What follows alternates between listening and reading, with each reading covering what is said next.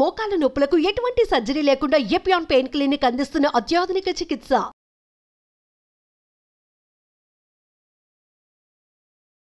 రాగి కానీ, బియ్యం కానీ, గోధుమలు కానీ, సామలు కానీ, మామిడి పండు కానీ, ఏదే పదార్థం ఈ భూమి మీద ఉన్నది అంతా ఈ గ్లూకోజ్ నుంచే వచ్చింది.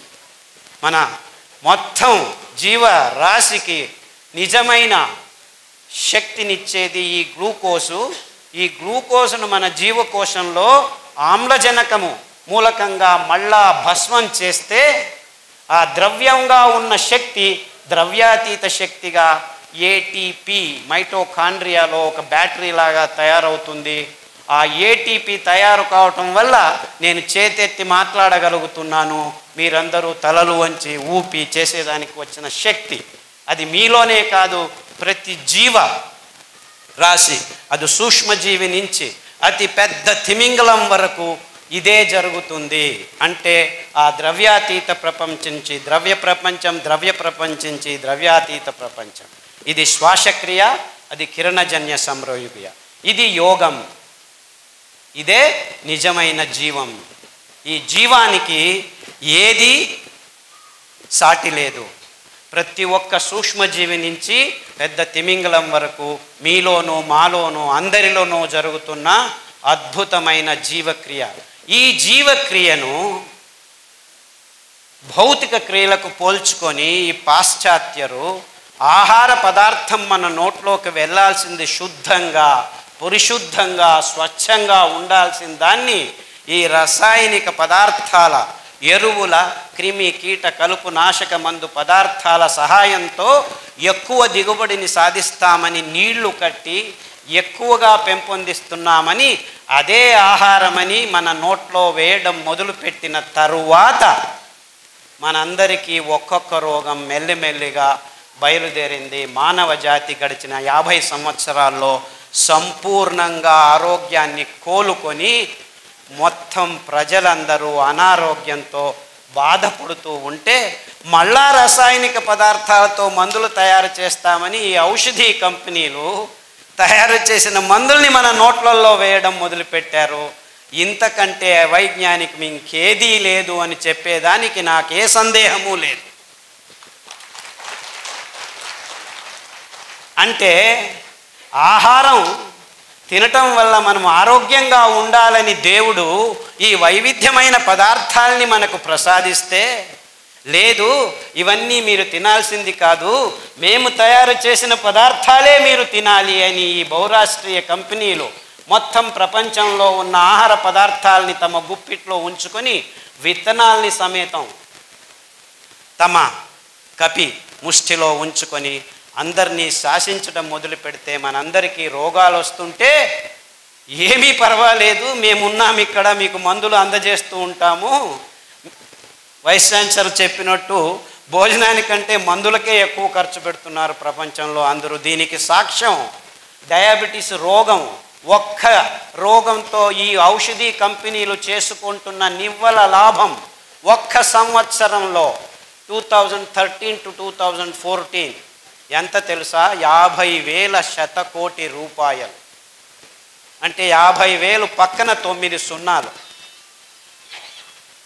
ఇది ప్రపంచంలో డయాబెటిక్ రోగుల నుంచి వస్తున్న నివ్వల లాభం.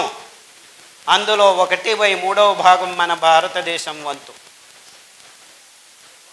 ఇంత భయంకరమైన వాణిజ్యీకరణ, it is an economical model. అంటే ఆహారం ఎకనామిక్ మోడల్ అయిపోయింది, రోగం ఎకనామిక్ మోడల్ అయిపోయింది. సో కాల్డ్ సిక్నెస్ ఇండస్ట్రీ, దాన్ని హెల్త్ ఇండస్ట్రీ అనుకుంటున్నారు. దీన్ని నేను సిక్నెస్ ఇండస్ట్రీ అని పిలుస్తున్నాను. అంటే మీకు రోగం వచ్చింది, ఈ ట్యాబ్లెట్ తీసుకోండి.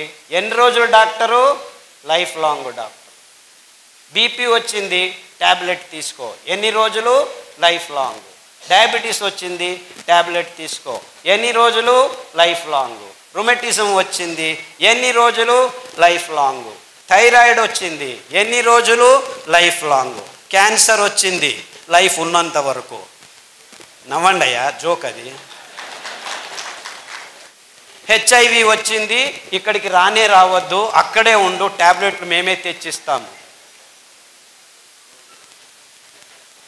ల్యూపస్ ఇది బాగా కాదు రోగము, ఉన్నన్ని రోజులు ఈ స్టెరాయిడ్స్ వేసుకో. అలర్జీ ఇది అంతే, ఆటో ఇమ్యూన్ డిసీజెస్. నువ్వు ట్యాబ్లెట్లు తీసుకుంటూ ఉండు, వారానికి ఒకసారి కాకపోతే 2 రోజులకు ఒకసారి, 2 రోజులకు ఒకసారి కాకపోతే రోజుకు ఒకసారి కాకపోతే రోజుకు 3 సార్లు. ఇంతే ఈ డాక్టర్లు చేసే పని. ఏం చేస్తున్నారు? మీరేమో డాక్టర్ల దగ్గర ఆరోగ్యం వస్తుందని ఆసుపత్రుల చుట్టూ తిరుగుతున్నారు. అక్కడ మీకు దొరికేది ఏమిటి? ఆరోగ్యం కాదు, ట్యాబ్లెట్లు. ఎంత తిరుగుతున్నారంటే, మొన్న నేను హైదరాబాద్లో లెక్చర్ ఇచ్చేదానికి వెళ్తే ఒక పెద్ద ఆయన లేచి నిలబడి ఆసుపత్రులు రైల్వే స్టేషన్లాగా తయారయ్యి అన్నాడు. నేను అనలేదు ఆ మాట, ఎందుకంటే నేను ఆసుపత్రికి పోనే లేదు, చాలా రోజులే, 50 సంవత్సరాలైంది.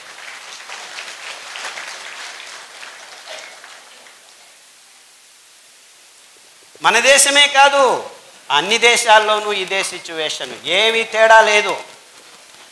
అభివృద్ధి చెందిన రాష్ట్రాలు, అభివృద్ధి చెందుతున్న రాష్ట్రాలు, అభివృద్ధి చెందని రాష్ట్రాలు, అన్ని దేశాల్లోనూ అన్ని స్థలాల్లోనూ ఇదే కథ.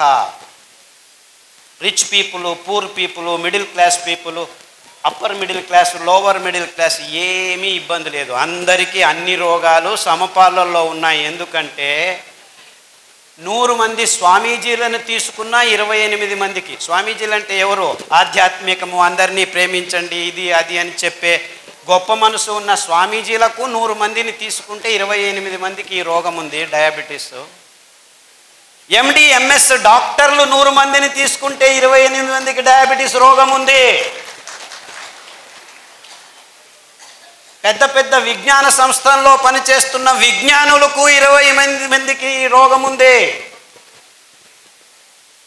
చిన్న చిన్న పల్లెల్లో మహిళా రైతులకు ఈ రోగం ఉంది. ఆటో డ్రైవర్లకు ఈ రోగం ఉంది. బ్రాహ్మణులకు ఈ రోగం ఉంది. ముస్లింలకు ఈ రోగం ఉంది. క్రిస్టియన్లకు ఉంది. జైన్లకు ఉంది. కమ్యూనిస్టులకు ఉంది. ఆర్ఎస్ఎస్ వాళ్లకు ఉంది. ఏమీ ఇబ్బందులు లేవు ఈ రోగానికి, నో ప్రాబ్లం. జాత్యాతీతం, మతాతీతం, ప్రాంతాతీతం, అన్నీ అతీతమైంది. ఈ రోగం అందరినీ కాడ్చిచ్చులా కాల్చేస్తుంది. ఎంతవరకు అంటే చిన్న పిల్లలకి, 3 సంవత్సరాల పిల్లలు ఈ రోగంతో బాధపడుతున్నారు. కొంతమంది అందరూ ప్రేమిస్తూ ఉంటే రోగాలు రావు, మంచి మనసు ఉంటే రోగాలు రావు అంటున్నారు. చిన్న పిల్లలు, పాపం పుణ్యం తిరగని చిన్న పిల్లలు, 3 సంవత్సరాల పిల్లలకి ఈ డయాబెటీస్ రోగం 100కి 6 మందికి వచ్చేసింది. అంటే ముందు ఈ రోగం పెద్ద పెద్ద వాళ్ళకి 60 ఏళ్ళు 50 ఏళ్ళు ఉన్న వాళ్ళకి వచ్చేది. గడిచిన 30 సంవత్సరాల్లో అంచెలంచెలుగా రోగ పరిమితి మెల్లిగా దించుకుంటూ వస్తున్నాం. దీనికంతా కారణం ఏమిటని ఎవ్వరూ నిలిచి అడగటం లేదు, నిలిచి ఆలోచించటం లేదు. దీనికంతా కారణం ఇంతే. మనం నోట్లోకి వెళ్తున్న ప్రతి పదార్థాన్ని కలుషితం చేసుకున్నాం. అందులో నీటి నుంచి పాలు, నూనె, బియ్యము, గోధుమలు, గుడ్లు, అన్ని పదార్థాలని కలుషితం ఈ రసాయనిక పదార్థాల పెంపకంతో మొదలుపెట్టి అందరికీ అందజేయాలి అనే ఒకే ఒక నెపంతో, దిగుబడి ఎక్కువ కావాలి అనే ఒకే ఒక నెపంతో ఎకనామిక్ మోడల్లో ఇరుక్కుపోయి ఎకలాజికల్ సౌండ్నెస్, హెల్త్ కాన్షియస్నెస్ పక్కకు పెట్టి ఈ పాశ్చాత్య ఆధునిక కృషి పద్ధతులు, ఆధునిక ఔషధీ పద్ధతులు, ఆధునిక ప్రపంచం, అర్బనైజేషన్, వీటన్నిటికీ మూల కారణమని ఎవ్వరూ గమనించలేనంత బుద్ధిమాంద్యానికి మానవ కులం దిగజారింది అని చెప్పేదానికి నాకు ఏ సందేహము లేదు, ఏ సందేహము లేదు. ఎందుకంటే ప్రతి ఒక్కరూ ఈ రోగాలతో బాధపడుతున్నారు. 100కి 60 మంది పొద్దున లేచి కక్కస్ చేసేదానికి కావట్లేదు. 100కి 38 మంది బీపీ ట్యాబ్లెట్లు తీసుకుంటున్నారు అని నేను మొన్న ఒక చోట చెప్తూ ఉంటే, ఏం డాక్టర్ ఇంకా ఎక్కడున్నావు, 100కి 38 మంది కాదు 78 మంది 60 సంవత్సరాల లోపల ఎప్పుడో ఒకసారి బీపీ ట్యాబ్లెట్ తీసుకుంటారు. ఇంకా నీవు నీ అంకె అంశాలని గణాంకాల్ని అప్డేట్ చేసుకో బాబు అని అక్కడి నుంచి అరుస్తున్నారు నా. గోంగూర ఊరగాయ తింటావా? అమ్మో బీపీ ఎక్కువ అయిపోతుంది. అయ్యో కొబ్బరి చట్నీ తింటావా? కొలెస్ట్రాల్ వస్తుంది. అయ్యో నువ్వులు తింటావా? నల్లగా అయిపోతావు అని డాక్టర్లు ఈ తజ్ఞులు చెప్పడం మొదలుపెట్టారు. మనం ఊరగాయలు తినేది ఆపు చేశాము, కొబ్బరి చట్నీలు తినడం ఆపు చేశాము, కోడిగుడ్లు తినడం మొదలుపెట్టాము. హార్ట్ బ్లాక్లు మొదలయ్యాయిరా బాబు. 16 ఏళ్లకే హార్ట్ అటాక్ వచ్చి చచ్చిపోతుంటే ఏం చేయాలో తెలియదు. హార్ట్ అటాకు వెరీ డేంజరస్ అని లెక్చర్ల మీద లెక్చర్లు ఇస్తున్నారు, కానీ ఒక్క హార్ట్ అటాక్ నిలవట్లేదు. 16 ఏళ్లకు హార్ట్ అటాక్ ఏమిటి, 20 ఏళ్లకు బీపీ ట్యాబ్లెట్లు ఏమిటి అని ఒకడు ప్రశ్నించట్లేదు. మీరు చేయాల్సింది ఇంతే. ఒక వారం సొరకాయ, ఒక వారం దోసకాయ, ఒక వారం బూడిద గుమ్మడికాయ జ్యూస్ తాగొని పొద్దున తాగండి. 9 వారాల్లో 95% బ్లాక్ ఉందని మొన్న విజయవాడకి వెళ్ళాం. విజయవాడలో కదండి, 8 మంది ముస్లిం సోదరులు ఆసుపత్రిలోకి వెళ్తే ఆపరేషన్ చేసినా మేము గ్యారెంటీ ఇవ్వలేము, ఏం చేయాలో తెలియదు, చెయ్యి ఇలా ఎత్తలేము, కాలు ఇలా ఎత్తలేము అని వెళ్తే ఇలా చెప్పి పంపించేశారు. స్టంట్ వేయలేము, ఏమి చేయలేమని. మీ లెక్చర్లు విని దోసకాయ రసము, గుమ్మడికాయ రసము, బూడిద గుమ్మడికాయ రసము మీరు 9 వారాలని చెప్పారు. యాక్చువల్లీ 6 వారాలకే మాకు శక్తి వచ్చేసింది, నడవడం మొదలు పెట్టాము. 9 వారాలకు నేను ఇప్పుడు 3 కిలోమీటర్లు నడుస్తున్నానని ఒక్కరు కాదు, ఇద్దరు కాదు, 3 వచ్చి చెప్పారు. వందలు వేల మంది. కానీ దోసకాయ రసం తాగితే బ్లాక్ పోతుందా? సొరకాయ రసం తాగితే బ్లాక్ పోతుందా? సొరకాయ అంటే ఎలా ఉంటుంది? సొరకాయ అంటే సొరకాయలాగా ఉంటుంది.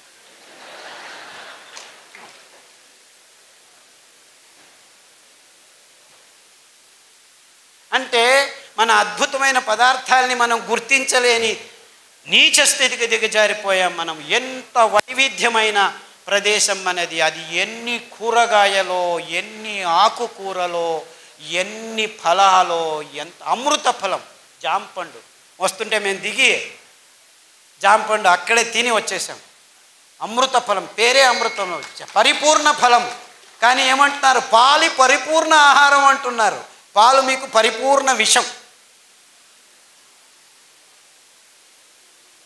ఇంత అద్భుతమైన పండును పెట్టుకొని కివీ ఫ్రూట్ తినండి, స్ట్రాబెర్రీ తినండి.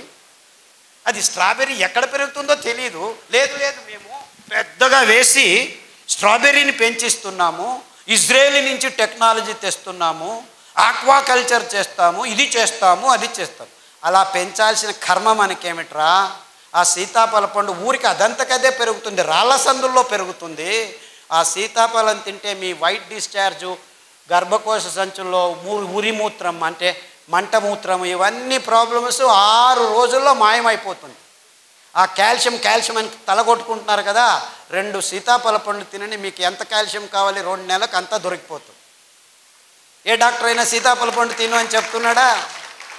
నువ్వులు తినండి, ఒక లడ్డు, 100 గ్రాముల లడ్డు 1 లీటర్ పాలల్లో ఉన్న కాల్షియం మీకు దొరికి టేస్ట్ చేస్తుంది.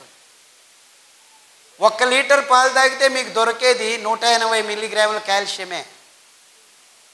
ఉండేది 1 గ్రాము, అయితే దొరికేది అంతే.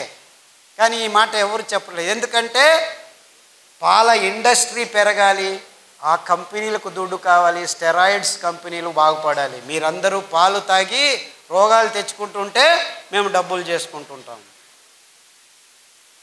ఎందుకు మన మీద రుద్దుతున్నారు? ఈ పెద్ద పెద్ద కంపెనీలు సూట్ కేసులు ఇస్తే రాజకీయ నాయకులు పాలసీలు చేసి పాలు తాగండి, గుడ్లు తినండి, ఇది చేయండి, అది చేయండి అని ఈ స్కీములు, స్కాములు. మనకు అవసరం లేనివన్నీ అవసరం ఉందని ఈ విజ్ఞానులు చెప్తున్నారు. మనం బసవన్నలాగా తలలు ఊచుకుంటూ వాళ్ళు చెప్పింది పెద్ద పెద్ద పొట్టలు, బ్లాకులు, ఇది అది దిక్కుతోచట్లేదు, అయోమయ స్థితి అంటున్నాం. మనం చేయాల్సింది ఇంతే. మన పూర్వీకులు తింటున్న పదార్థాలని మళ్ళా స్వచ్ఛంగా, ఏ రసాయనిక పదార్థాల గోజు లేకుండా మనం పెంచుకోవచ్చు. మనమే కాదు, మొత్తం ప్రపంచానికి అద్భుతమైన ఆరోగ్య రహదారిని నిర్మించి తినండ్రా మీరు ఆరోగ్యంగా ఉండర్రా అని ఊరిక ఫ్రీగా పారవేయచ్చు. ఎందుకంటే ఈ ధాన్యాలు ఎక్కడ పడితే అక్కడ బయలుసీమల్లో బంజరు భూముల్లో ఎవరి అవసరము లేదు, 4 వానలు చాలు.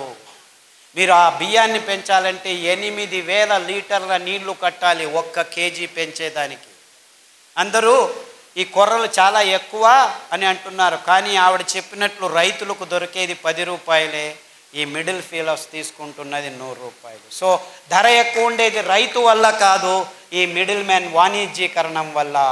అందుకే వాళ్ళకి చిన్న చిన్న మిషన్లు మిక్సీల్ని మేము ట్వీక్ చేసి, నేను ఇంట్లో యాక్చువల్లీ మా అక్కయ్య గారు బుచ్చి అని ఉంది, ఆవిడ నేను కలిసి ఆ పద్ధతిని కనిపెట్టాము. అందుకే దానికి బుచ్చి మెథడ్ అని పేరు పెట్టాము. ఇన్ఫ్యాక్ట్ ఆవిడ మనవరాలు అనంతపురంలోనే చదువుతుంది, మాలా అని, ఇక్కడ వచ్చి ఉండాలి, వీళ్ళ కాలేజీలోనే చదువుతాం. ఆ మెథడ్ని పల్లెలకు అందచేస్తున్నాము. యాక్చువల్లీ ఇంకా ముందుకు ఏం ఆలోచిస్తున్నామంటే, ఆ మిక్సీకి ఇంకా కొన్ని రోజులు పోతే ఎలక్ట్రిసిటీ ఉండదు. Don't think you will have all these lights. ఇంకొక 4 సంవత్సరాలు మొత్తం అన్ని కంపెనీలు మూసుకొని పోతాయి, కోల్ లేదు, ఇంధనం అయిపోతుంది. సో నిజంగా అప్పుడు మీరు భోంచేయాలంటే భానుజా గారి దగ్గర రావాలి, ఎందుకంటే వాళ్ళు మాత్రమే మీకు బియ్యం ఇవ్వగలరు. అర్థమవుతుందా? ఆ మిక్సీని పనిచేసేదానికి we have designed a small solar plate. ఒక మిక్సీకి ఒక సోలార్ ప్లేటు. సో చెట్టు కింద కూర్చొని ఆ ప్లేట్ చెట్టు పైన పెడతాము, నీడలో కూర్చుంటాము, ప్లేట్ ఎండలో ఉంటుంది, మిక్సీ రెడీ అవుతుంది, సిరిధాన్యం మీకు రెడీ చేస్తారు, బియ్యం రెడీ చేసి ఇస్తారు. సో ఆవిడ వెనక తిరగండి, ఆ మహిళల వెనక తిరగండి, మీకు నిజమైన ఆరోగ్యమైన సిరిధాన్యాలు ఇప్పుడు కాదు 5 సంవత్సరాల తర్వాత కూడాను దొరుకుతాయి. ఎందుకంటే ఆ డీసెంట్రలైజ్ టెక్నాలజీని మేము గడిచిన 5 సంవత్సరాల నుంచి పల్లె పల్లెకు వెళ్ళి ట్రైనింగ్ ఇస్తున్నాము. అందుకు బాలన్ గారు చాలా శ్రమిస్తున్నారు. బాలన్ ఎక్కడున్నావా బాబు? ఆయన ముందుకు రాడు, వెనకలు ఉంటాడు మహానుభావుడు. బాలన్ అని ఆయన ప్రతి పల్లెకు వెళ్ళి ట్రైనింగ్ ఇస్తున్నాడు. అంతేకాకుండా మైసూర్లో ఒక చిన్న పల్లెలో 5 ఘటకం అంటే 5 మిక్సీలు చిన్నగా వచ్చిన వాళ్ళందరికీ వేరే వేరే ఊర్ల నుంచి వచ్చిన వాళ్ళకి ట్రైనింగ్లు ఇస్తూ ఉంటాం మేము. ఎందుకంటే ఈ ధాన్యాన్ని పెంచేది ఒకవైపు అయితే, ఈ మిషన్ల చేతుల్లో చిక్కుకొని మళ్ళా అందరం ఈ కంపెనీల కపిముష్టికి వెళ్లకుండా ఉండాలని డీసెంట్రలైజ్డ్ టెక్నాలజీ, అప్రోప్రియేట్ టెక్నాలజీ అని తయారు చేశాము. ఇప్పుడు పల్లెల్లోనే మీరు బియ్యాన్ని తయారు చేసుకోవచ్చు. పల్లె ప్రజలకి ఇది చాలా అవసరం. ఎందుకంటే మీరు పెంచుతారు, మళ్ళా కంపెనీలకు దారిపోకుండా మీ ఇంట్లోనే మీకు కావాల్సింది మీరు ఖర్చు పెట్టకుండా బియ్యం తయారవుతుంది, మీరు భోంచేసి మీరు ఆరోగ్యంగా ఉండి మిగిలింది ఎప్పుడు కావాలంటే అప్పుడు బియ్యం చేసి ఇవ్వచ్చు. ఈ అద్భుతం ఎందుకంటే ఈ ధాన్యాలు ఏ కెమికల్స్ లేకుండా 7 సంవత్సరాలు ఉంటాయి. మీరు పొట్టు తీయకుండా ఉంటే, పొట్టు తీస్తే 2 నెలల్లో పురుగు వస్తుంది. అంటే ఎంత అద్భుతంగా ఉంది చూసుకోండి. ఎంత కావాలో అంత బియ్యం చేసి అమ్ముకోవచ్చు, ఎంత కావాలో అంత తింటూ ఉండొచ్చు. సో దీన్ని నిలువ ఉంచేదానికి ఎవ్వరి కెమికల్ అవసరం లేదు. ఎంత అద్భుతం చూసుకోండి. ఇది కొర్రలే కావచ్చు, రాగులు కావచ్చు, అండు కొర్రలు కావచ్చు, ఇవన్నిటికీ అద్భుతమైన గుణాన్ని దేవుడు ఇచ్చాడు. బీజ కవచం ఉందంటే ఏ పురుగు రాదు. బీజ కవచం తీసేస్తే పురుగు వస్తుంది, 1 నెలలో వచ్చేస్తుంది. సో స్వచ్ఛందంగా మీరు అప్పటికప్పుడు ధాన్యాన్ని నిలువ ఉంచవచ్చు, బియ్యాన్ని నిలువ ఉంచేదానికి లేదు. అది ఫ్రెష్గా తయారు చేసుకొని ఈ చిన్న మిక్సీలో ఎప్పటికప్పుడు తయారు చేసుకొని అందరికీ సరఫరా చేయొచ్చు. సో ఈ మిడిల్ మ్యాన్కి దక్కాల్సిన ఆ లాభం రైతులకే నేరుగా వచ్చేందుకు మేము ఈ పద్ధతిని కనిపెట్టుకున్నాం. అంటే మనం ఏం చేసినా మన రైతులు, మన పల్లెలకు ఆర్థికంగా సహాయం కావాలి, కానీ మిడిల్ మ్యాన్ ఎక్కడో ఒక చోట డబ్బులు చేసుకుంటూనే ఉంటాడు. సో ఈ అద్భుతమైన పద్ధతిని కనిపెట్టినందుకు, పనిచేస్తున్నందుకు బాలన్ గారికి, మా అక్క బుచ్చెక్కకు నా నమస్కారాలు. ఆ మిషన్ని ట్వీక్ చేసాం మేము. దాంట్లో పల్స్ అని ఉంటుంది, 1, 2, 3 స్టెప్పులు ఉండవు, ఊరికి అలా పట్టి వస్తే టక్కన వచ్చేస్తుంది. ఇదంతా చేశాము. అన్ని విషయాల్ని క్లుప్తంగా కాకుండా వివరంగా అందరి ముందు ముక్తంగా పంచుకోవాలి. బుద్ధితనాన్ని అమ్ముకునే బుద్ధిమాంద్యం మనకొద్దు. ఈ పాశ్చాత్యుల్ని మనం గమనించి మన బుద్ధితనాన్ని అమ్ముకుంటున్నాం. అది బుద్ధిమాంద్యం అని చెబుతూ ఇంతవరకు నా మాటల్ని శ్రద్ధగా విన్నారు. రేపటి నుంచి మళ్ళీ ఇది దాటిన తర్వాత కాఫీ తాగేది, టీ తాగేది, సిగరెట్ తాగేది తాగుతారని తెలుసు నాకు. నేనేం కలలు కనట్లేదు రేపే మారిపోతారని. It takes time, no problem. కానీ ఆ శపథం తీసుకోండి. మీరు ఆరోగ్యంగా బతికేదానికి ఇప్పుడు దారి ఉంది, ముందు దారి లేకుండా ఉన్నింది. ముందు కాలంలో తింటుండే వాళ్ళం కానీ తెలియదు. కానీ మేము గడిచిన 20 సంవత్సరాల్లో ప్రాయోగికంగా ఈ భయంకరమైన రోగులకి ధాన్యాల్ని కషాయాల్ని తాగించి ఆరోగ్యవంతులను చేసి, ఇదేమి ప్లాన్ కాదు 3 నెలలు 4 నెలల తర్వాత మళ్ళా రోగాలు వచ్చేదానికి. ఈ ఆహారాన్ని మీరు సతతంగా తింటూ ఉంటే మీ దేహం ఆరోగ్యంతో 1 సంవత్సరం కాదు 2 సంవత్సరాలు కాదు, మీరు 100 సంవత్సరాలు బ్రతికుంటే 100 సంవత్సరాలు ఆరోగ్యంగా ఉండొచ్చు అని చెబుతూ సెలవు తీసుకుంటున్నాను. అందరికీ నమస్కారం.